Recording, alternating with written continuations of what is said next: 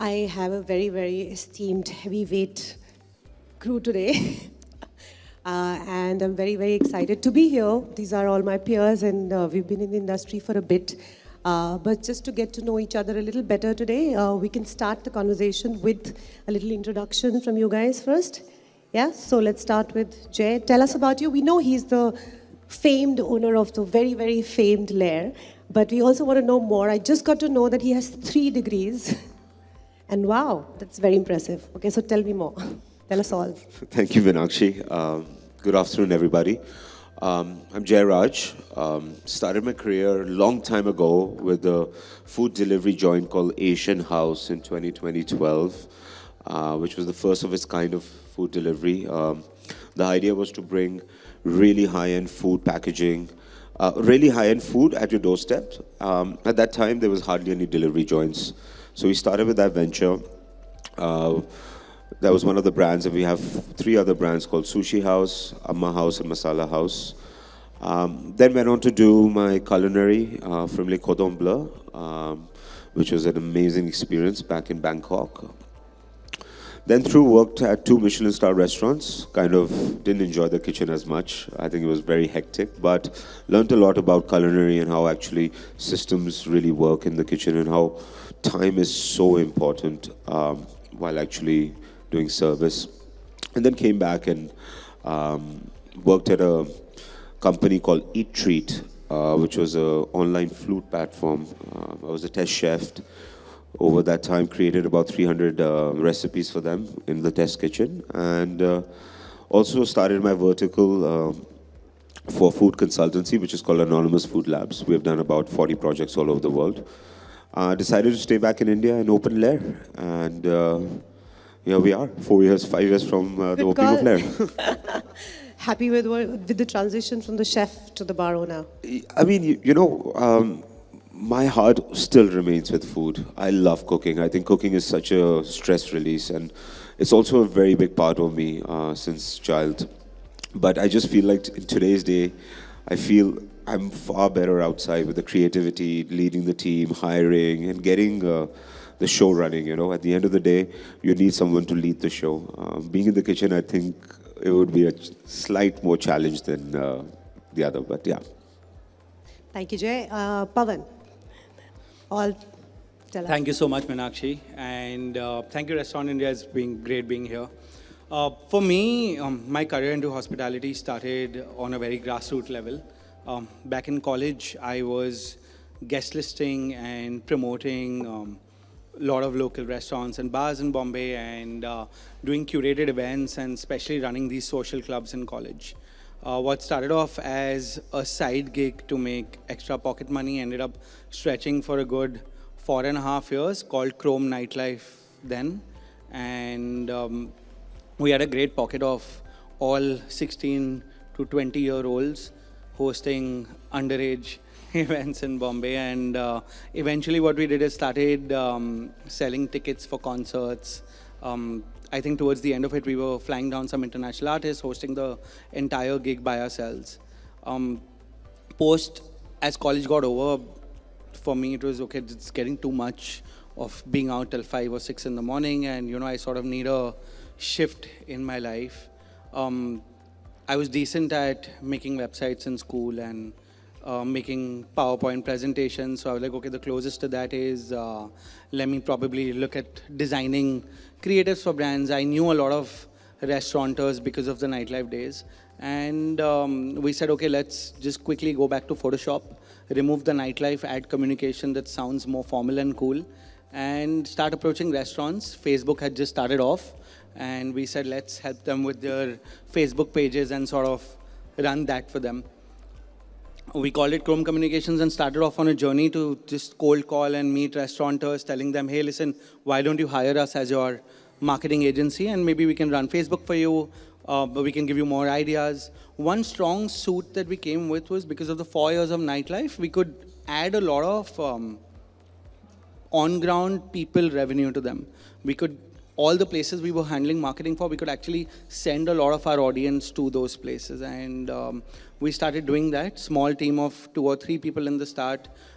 Towards the end of the 4.5 year of the agency journey, we were at a 45 people team, and we were, I think, handling close to 80 odd restaurant accounts pan-India. And that is when my true love for restaurants and understanding now in deep, because it had been almost 8.5 years of working within the same industry, led me to getting offered of starting my own place and coming on board as a sweat equity partner. That journey now again went back to Photoshop. Communications were out, hospitality was now in. It was called Chrome Hospitality, and yeah, 3.5 years down now, we have 10 different units operating in India. Out of them, 9 are in Bombay. 1 is a boutique hotel in Goa, and that's what we've been doing. And we've recently launched Late Checkout, which is our flagship beverage forward, cocktail forward space in Bombay, which is a lot of our heart, love, and soul from all these years of hospitality, which we're now putting into that and trying to scale that. I'm surely looking forward to checking it out soon, rather late checking out. Okay, what comes out from this introduction very interestingly is that with 3 of us from very different backgrounds, you started off as a chef in the industry, you've started from marketing communications, media marketing. I'm an out and out day one bartender, moved to beverage industry and been a bartender day one, and 20 years, here we are. So basically, I feel like there are no rules anymore. We are all breaking them all the time. And I feel it's showing in what's happening in the Indian beverage space. I don't have to say this, but I feel like India is shining. We recently had an amazing run to the 50 best, Asia's 50 best bars awards, and 8 bars from India represented there in the 100 extended list, out of which 5 made it to the 50 best, out of which Lair was the topmost. So this is incredible, guys. Let's have a big round of applause for Jay and the team, and what a incredible job it's been. Congratulations, Jay. I also have more questions leading up to that, but I also want to share that very recently I was reading an article that in the last 1.5 months, Delhi NCR alone has seen 35 bars open. 35, okay? This is a little thing for you to mull over, that's what's happening. Beverage-focused bars, beverage programs focused, bartender-focused, bartender-led. And you're seeing the shift very, very fast, and really it's at another speed right now. And as we speak to every restaurateur that I meet, they're always opening a new place. I think everyone we know is opening right now a new place, and that's where we are all at, which is exciting. While the bar industry is growing, and we are also seeing that a lot of action is happening in the hotel bar space as well. And that is also something very, very new to our industry. Hotel bars typically have taken a while to establish the identity of an individual bar, given the fact that they are existing in a much larger brand context.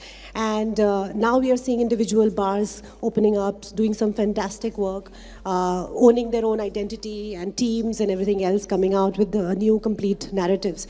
And we are seeing also tier 2 and tier 3 towns like catching up like anything. I mean, right now going to a Jaipur is as good, or bar hopping is as good as Delhi. And very recently we were seeing a launch of a new menu in Indore, and then there's a new bar in Shillong, and it's very exciting that what tier 2 and tier 3 is also doing. So we are very much at the pivotal point. There is a lot of things happening, a lot of action in our industry, and I feel like it's amazing that we are here today talking about it at Indian Restaurant Conference, because I think it's something that we would like to talk more of. So Jay, this is clearly your year, right? Many congratulations. I wanted to ask you, so what does it take to get in the global stage? Give me a little bit of what you feel and what has led you to today, to 2025. Oh, I could write a novel on it. I think it's very simple. When you start off with a vision, you need to be in line with that for the coming years, the months. And I think with such a market as India, it's very, very trend-based, where mostly targeting a local clientele. We hardly have any tourists. So how do you keep it up with consumers through the time and with trends? A lot of people have a lot of money in India and they keep opening bars, as you mentioned, 35 new bars. But the reality of the whole situation is that you need to be consistent with your work. You need to follow your vision. You need to believe in yourself. And you also need a team which believes in you. When we started off with Lair in 2019 is when I signed the property, and when we was trying to build the team and trying to make the architect understand that Lair is going to be a slightly dark space. It's going to be gray and black. It's a cave. Even the architect was like, "Man, are you sure you want to build something so dark and dingy?" And I said, "You know what? There's a space for everyone, and if you don't follow your vision and take it through, you might never see what it comes out of." And of course, COVID hit, and we were challenged with really uncertainties, and business was really, really down. But we kept our heads up high, and I think our vision to create a product which was far, far in the future than what it was already, and trying to create a new trend and take a luck in a way. Of course, very well traveled, so I've seen what world trends are.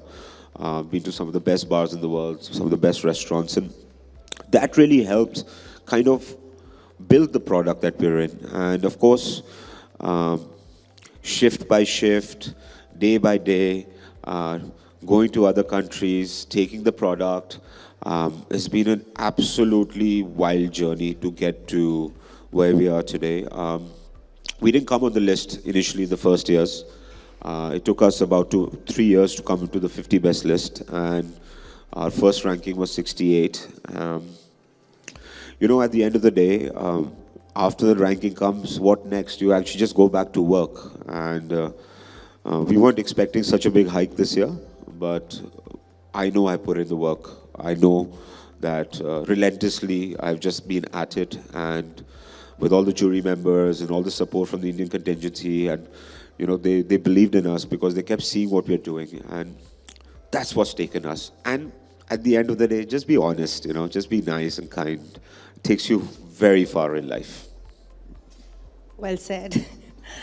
All right. So, Pawan, you've been in the industry since you were 16 years old, and you shared that. While India has seen a lot of, I would say, decent growth in the last, say, 15 years. We've seen a bunch of bars opening up, including ours, all of that. But last 2-3 years, something is going on, and you've been, part of that growth. You've been very much in the center of it as well.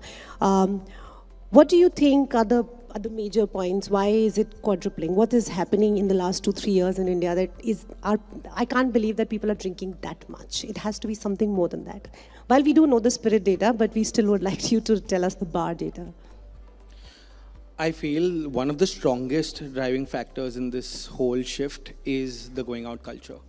COVID happened, and right after COVID, we all thought that, okay, there's going to be this whole push towards people going out because they've been at home for a very long time, and it might last for some time. What we didn't understand, it was a huge habit-changing event where earlier most of the people would go out maybe once in a month. People were now going out once a week. And that habit actually kept evolving more and more, where people now wanted to go out 2 or 3 times a week. People were exploring more spaces, and also at the same time, restaurateurs equally contributed by creating global concepts, which opened up the access pool for a lot of people, where they were like, okay, great stuff is now available. I have a new option which is amazing and looks fantastic because I've already seen it on social media, and I really want to go. I want to be one of the first few people to have access to this particular product, or I don't want to go to this place after all my friends have already been. I also want to go as soon as it launches, maybe in the first couple of months. This whole shift just snowballed into something so big, which I think today is a phenomenon, where as soon as a new space opens up, especially when it comes from, say, a celebrated restaurateur or someone who has a lot of experience within this, a decently well-known one, they're sold out for the first 1 year. And that whole honeymoon period, which earlier would be a 3-month or a 6-month post-opening period, now for a lot of people lasts for about a year and a half, that you don't have to actually do any marketing because the product is so strong, the hype around it is great, And of course, keeping in mind what I said, the product has to be extremely strong, and then the hype around it needs to be great, and then you just keep going on. So all of these things combined together have made a market so big that there is now a space for a lot of new people to come in, which earlier used to be a closed door space and not a lot of talent available. The talent pool in India also substantially grew. And yeah, I think all of these things coming together has made it a very viable market. Of course, the people who've been it for a very long time are doing extremely well, but then there's also room for a lot of new concepts that are propping up now. And yeah, I think it's become quite sort of decentralized now. Yeah, I mean, I would like to also add that definitely the center of it's, I feel the creative force, that's the bartender behind the bar. And I feel that now you can see that there is a lot more agency they've been given. There is a lot of freedom of expression about cocktail menus to even traveling, and the kind of policies now that you're seeing, it's changing. It's you have to be playing catch up half of the time with what's happening in the bar world. Also, the more and more you travel, the more your team travels, and we were talking about that earlier. The more exciting it gets. Like, I just came back from Tales of the Cocktail, and I spent time in New Orleans, and then from there we went to New York. And I feel like I've come back with like 0. Like, I'm like, oh my God, I have to still go to 10. Like, I think that is what happens every time you go to some place where it's a whole new world out there for you. And to assume that this is it is not true, right? So we are all, I think, constantly learning and driving. And I think it's also being driven by an extremely, again, young, creative people who are not necessarily only chasing numbers. And I feel we all kind of fit into that box somewhere, while we all have to deal with investors and, data points all the time. It's not easy to do business in India, but at the same time, I also feel it can be really, really fruitful if your heart is in the right place when it comes to creativity and creating great spaces. Speaking of operations as well, like, how are you managing, like, since we're talking about global teams, bars reaching global footprint, all of that's happening. How are you positioning yourself for that growth? For example, Pavan, you have like 9 venues, plus 1, 10, I'm assuming. And Jay, you are right now at 2, and then you're going to 3 soon. So and the delivery joints, yes, of course. And so I would like to know, I mean, I have my little things I do, but I would like to hear from you guys as well. What are you doing to manage these massive teams, operations? How are you structuring this? Because it's literally one day you're a mom and pop show, and the next day you become something else. And how are you managing that growth? First of all, for me, one thing that's always been very pivotal in my thought process, and which also actually transcribes to the whole team, is that it's not about how many restaurants we have. It's about how good each and every one of them is doing, and how do we take a more individualistic approach to all of them. We never celebrate, while we're very happy about us expanding, but the idea of celebration is not that, oh, we've reached a landmark of X number of outlets. I mean, that is something that does not even come up as a conversation in the boardroom when we're sitting. Irrespective of what the number is, right? The primary idea is how happy are we with the product. The product, which has 3 pillars: food, service, and eventually the last part is how good are we at the math of it, right? These are the 3 primary pillars always. By food, I mean the F&B program overall. How well are we with that? The service quotient, which is again an extremely important part of what we do. And the third part being how well are we being able to manage the business overall. How is our P&L or the MIS looking at the end of the month, and what are the different sort of key factors we've planned in, and how do we monitor that? So we're so focused towards that, and which actually takes up, as we all know over here, immense amount of time and effort to get that right. Every time there's a new restaurant, in fact, the whole idea is now there is an added responsibility of a baby that we need to grow. And so the idea is we start celebrating our achievements on a month-on-month basis or a quarter-on-quarter basis of what we're doing with individual restaurants, and not the fact that, okay, we're at a 9 or a 10. I have a very different way of approaching my team. Even though Pavan is absolutely right, and when you grow bigger, it becomes slightly more difficult.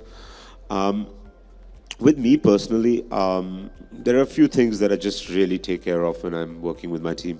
One is to know each and everyone's name. That not only motivates the team member, but also as a whole team, everyone realizes that they're looked after. Um, I still hire everyone. I don't let that process go away. Of course, now I can't do the first line of interviews, but I do the second ones, and I do hire. And I think when you're building a team from scratch, you actually know how to fit in people together. There's a slight balance that you need to have. Everyone can't be perfect. You need some people who will imbalance the team and then balance it later on. Um, Today we have a workforce of almost 400 plus with my delivery joints and my two bars and another bar coming. Um, of course, you need to give everyone authority. You need to hire the right people. You need to be able to tell them that, listen, this is not just a workplace, but this is a place where they can do or die in a way that where they can learn and become better, or they can actually. You, the idea is that you have the key for their future, and you have to be very cautious and you have to be very kind to them. And the idea is that you don't only hire someone for the work, but you hire them to be a part of their family. And I think that really sets a great foundation for the team members. And overall, when you're expanding, just have good, strong SOPs, good have systems, and let the senior management follow those and just monitor it from the top, and that should be good. Yeah, so I really strongly feel that it's a combination of a little bit of both. It's a little bit of a combination of heart and mind, and while you have mentioned all the heart points, Jay. Yes, and I love the diversity of this panel right now, and Pawan has mentioned the brain, like the mind points, which is of course which are also extremely important here. While we are and always will be a very creatively driven industry, and it's a lot about feeling. It all comes down to feeling. Like, how did you make your guest feel? And at the end of it, if they felt good, whatever they were doing at your venue, I think your purpose is solved, right? But for that to happen in the back end, you still have to have a very, very strong back end, which is mostly built with your teams, which is mostly I'm learning it the hard way, where we have to make processes and we have to make SOPs, and we have to be strict about it. It's something that you cannot take lightly anymore after a little bit of Please don't things. get me wrong, I'm very strict at work. No, you just mentioned like a cuddly bear. Cuddly bear, I know everybody's name.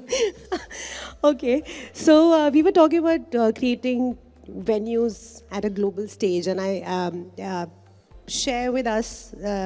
We know the big parts, which the big say elements here, and every space has this. What is contributing to it, right? So what is making it that space? What are your main elements, like those 5 things that you say that this is now we are at par with, say, anybody like best in the world. Let's put it like that. So what are those 5 top things that anyone who's planning a venue, anybody who's thinking about creating a venue or is wanting to get into it, they should. I have to get this right. Is it location? Is it team? Is it? What is your top 5? I know there are many. All heart again.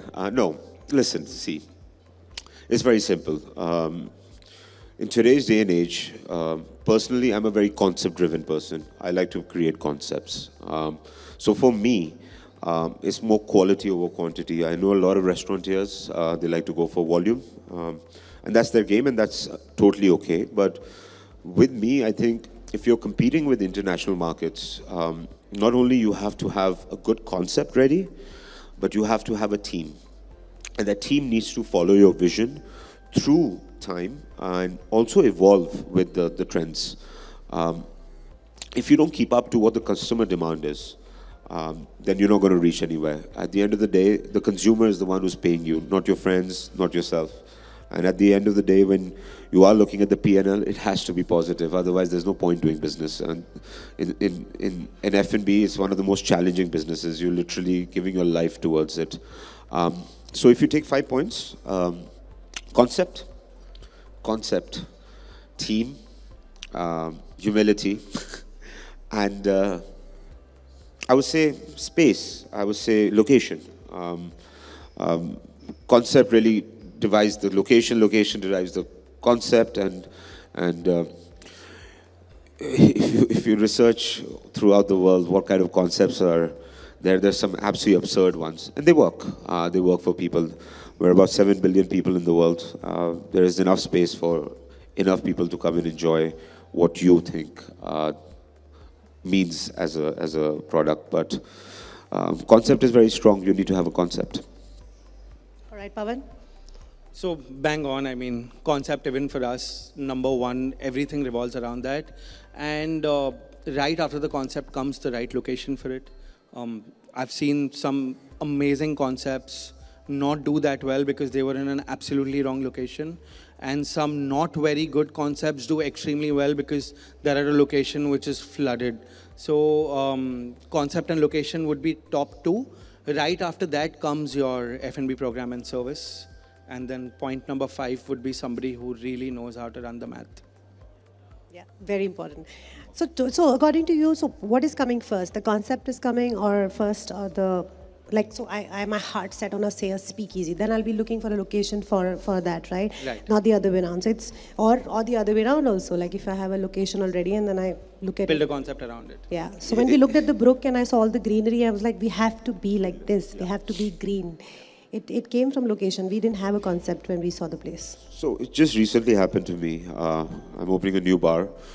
You guys might laugh on the name, but it has a great meaning towards it. So it's going to be called AABBCC. Now, while I was creating this, the location came first, and I had to build the concept around it. I knew exactly what I wanted to do, but the location made me build the concept. And sometimes you have a concept and you find a location and then you build it upon. So it's about luck, really. And in real estate in cities like Mumbai and Delhi, and you know, Meenakshi, you've run some of the best bars in the country. It's either or. What comes first, you just work with it, right? Yeah, you go with what you get. Exactly. All right, fantastic. So this has been a great conversation, and I wanna deep dive into a little bit about, like, we talked about concepts, we talked about beverage industry, a little bit about the pivotal points we're talking about right now, which is our main topic of discussion. The pivotal points for all of us probably were different because we were all differently contributing to the industry at the time. We were growing up in the industry, let's say. So I'd like to know, Pawan, from you, and then Jay, what were your, and then I'll share mine. What was your pivotal point? When did you decide to, let's do this bar concept run by, what made you make late checkout? So there was this whole sort of shift I went in my head where I was like, okay, today, so this is a year and a half back. At that point of time, the thought process of people celebrating brands in my head completely shifted to people celebrating people more. And I said that, okay, whatever I'm going to do next is going to be about celebrating the people I'm working with. That was one pivotal shift. And that came with a huge understanding on how this is the decade for craft products, small batch driven stuff, where focus is extremely the key. And the concepts that we were doing earlier were 150 seaters, 180 covers, 7,000 square feet. And we were like, the next one that we do needs to be more intimate, but focused on every single person who walks in. We will pay utmost effort into the kind of ingredient sourcing we do, the kind of quality access we give to every person that comes in. It's okay if we can run only a Wednesday to Sunday, only for dinner, and we're shut the rest of the time. Wherein my other concepts were running 30 days a month, starting at 12, we're on till 1 in the night throughout with no breaks. So this concept was absolutely an antithesis of that, where all the other free time was spent for training, for prep, for mise à plat, and the importance of that is actually what is shining now, and we've been able to see that in the product, where everything from mass produced now went into absolutely small batch. In a day, we have only those many portions of a particular cocktail, and once that's done, it's over. We don't make more. So that shift that happened in the thought process is something that led to late checkout being born. Okay, so was there a moment when you were like, this is it, I'm ready with it? Or were you mulling and you were thinking and you were traveling? That happens. It's I feel the best ideas come in when In the shower? you're in the shower or when you're traveling. And when you travel, it actually opens up your mind into thinking what is beyond India, or rather for me, Bombay, because I'm a Bombay boy. And yeah, so when you see your peers around the world and what is the kind of stuff that they're doing, it really makes you think, okay, this is also possible because somebody else has done it. Yeah. All right, Jay, when did you jump? I think maturity. For specifically Lair, the pivotal point was that I wanted to stay in India. Prior to that, I had my vertical of food consultancy when we were doing it all over the world. Loved traveling, exposing myself to, different cuisines, different cultures, obviously everything around it. But the pivotal point was when I decided to come live in India. Then I decided, as a food consultant, the first thing we do is primary research. What is needed in the market? When a lot of investors come to me, we do a lot of ground research on what products are needed, what is available, what can be done. So this whole case study was done for me this time, and I thought back in 2019, Delhi needed a speakeasy because that was the trend, and it obviously derived from the concept of a speakeasy. It wasn't about having a facade, which is something, and then you walk in and all, all glamour and everything, but it was about the ethos of a speakeasy, where service was important, cocktails were on point, and it was just, really posh and really nice and a really comforting space where you can be hidden away from the bustling life of Delhi. So that's where we started to conceptualize, and I guess COVID made it better. So there was no aha. Uh-huh. There was no aha here. No I was aha. waiting for but this happened. A lot of things happened, but I think as the first word I said, maturity, and I think it comes after a very drastic period of something happens in your life, and you want to take a change, and heartbreak made me open Lair. It's amazing. Okay, this is very coffee with Karan suddenly. This is going somewhere else. All right. I would say that for me, I think it's 2011, 12 when I had first time, I'd gone to Scotland and we had done a trip around the bars and the dive bars and the neighborhood bars, and I loved the concept of just locals, how they do it so well. They've been doing it for hundreds of years. There's a lot of joy to this whole bar culture, right? Going in the evening after work, just unwinding, not knowing anyone and still making friends, still having a laugh. And it's not about how much you drink or what you're drinking. It was so much about, it was just suddenly you walk in and it's a loud, chatty, very, very Scottish place. And I love that. And I remember coming back and thinking, why don't we have places like this? We don't have any place which is just come as you are. You don't have to be judged. You don't have to be in a dress code. You don't have to be somebody to go to a bar. Like the whole concept of neighborhood bars, right? And I think Speakeasy was that for us. And I think that was for us, I think that trip made a whole lot of difference. That actually made me decide to quit. I was in Puerto Rico, marketing team, all of that. Lovely job, great weekends, New Year offs. I haven't had a New Year's Eve for a while. But things have changed since then and for the better. And I feel like that was probably the moment that for me was that moment where I felt like, okay, this is it. And I think we all go through that, and it's interesting to see where and how you guys got inspired. Amazing. So we're going to wrap up our very exciting conversation.